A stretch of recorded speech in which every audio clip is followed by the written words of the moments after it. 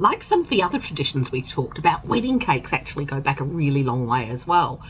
The ancient Greeks and Romans used to break bread over the top of a couple to symbolise fertility, and then the couple would be encouraged to eat some of the crumbs that fell as the first act that they performed together after marriage. And the Romans took that tradition all through their empire and was adopted by European natives. And so by the time the medieval times rocked around, a wedding cake was usually sweet buns or savoury buns, and they were stacked into a tower, and the couple were expected to lean across this tower and kiss, and if nothing toppled, it was considered a sign of good luck. And the French took that one step further and invented the croquembouche as a French wedding cake. You might be familiar with the concept of a croquembouche. That's where it comes from. It's a medieval French wedding cake and is quite often still done at French weddings today. By the time it was, say, the 1500s, the Renaissance, in England it had become something called the bride's pie, and that was usually a savoury dish. Now, if you've ever heard the rhyme 4 and 20 blackbirds baked in a pie, that comes from a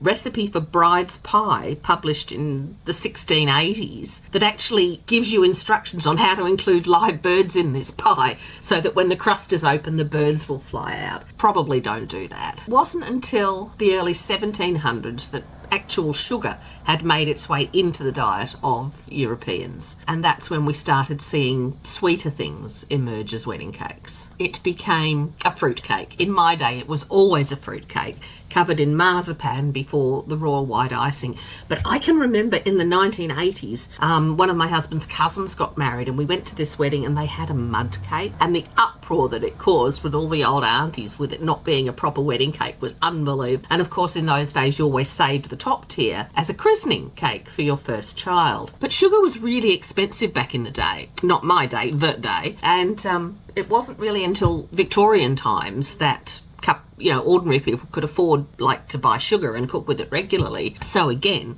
we come back to Queen Victoria, and she was the first to have her wedding cake decorated in white icing, and the traditional white fondant that went on wedding cakes was called royal icing for that reason. If you want to look at why we have wedding cakes, really it's two things. It's to symbolise fertility and encourage the procreation of children. As far as the bride and groom cutting the cake and then sharing it with their guests, that is the first task they ever do together as a married couple. That's the symbolism behind that. So that's why we have wedding cakes.